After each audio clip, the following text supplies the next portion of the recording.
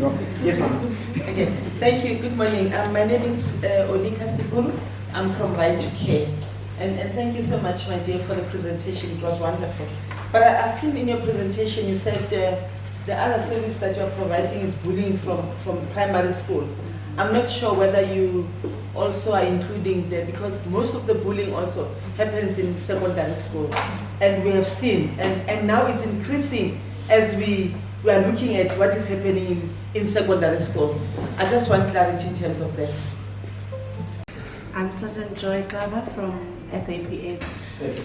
I just want clarity on the Prophetess Youth Foundation when they are talking about combating school violence and the bullying from primary schools.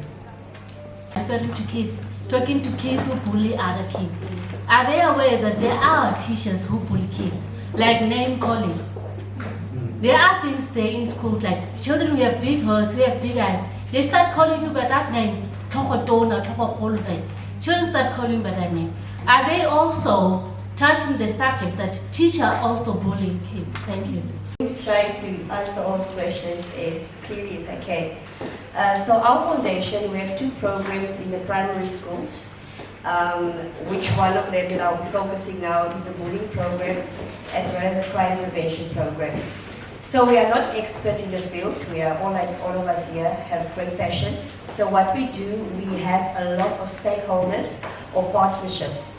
We are working with SAPS, Heidedal, with the crime prevention unit.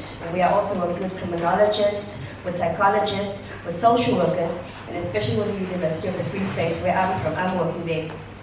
Sorry, I'm a bit nervous. I didn't know I was going to come and stand in front. And then also, the one lady asked a question about teachers bullying. That's a big problem in our schools, especially our public schools. I had a situation where my own daughter came to me and the teacher said something very demeaning to her. And as a parent, I went to the school and the teachers see it as discipline. When our kids don't listen, they bully our children. So that is a huge problem at this point. We didn't address it last year, but we will look into research and see how we can get other people to help us with the specific problem at the schools. We also have a program that we are doing focusing on the crime prevention at our schools. There we also have a lot of stakeholders that help us with the programs. And we have to understand collaboration and partnerships are so important because we are not experts in everything. That's why my strategy with my foundation is I get a lot of people on board to help us, which are experts in specific situations. I also had the problem at one school in Heidedal where it was a child, a lesbian girl, and she actually went to stand in the queue of the boys, and she was dressed in boy uniform. And the teachers didn't like that, and they pulled her actually out of the queue to put her in the queue for the girls. So at this point, we also have to look at how we can create awareness for that situation at the schools, especially our teachers. They really demean our kids by calling them all these degrading names. So there's also a big problem in our schools. I think it's also part of bullying, by letting our kids to tell them that you are not gay, you are morphy and something's wrong with you. That's basically what's happening in our township schools at the moment. And then our other program is our program at the One Stop Justice Center. Luckily, I'm now appointed over 5 youth care centers in social development. And there we look at the boys who are coming from the schools and we're trying for them not to re-offend again.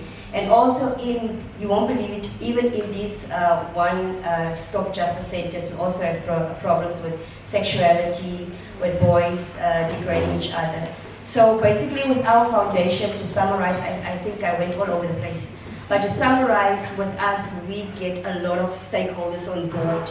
We get experts on board, and that's how we also get our resources. One fantastic approach that we are using currently right now, we are calling it the asset-based community development. We also use that with bullying in schools, where we are showing the bullies their talents, what's their gifts, and we are using these kids who are the bullies to do programs in the schools to help the school, to help themselves, and to help the other learners as well.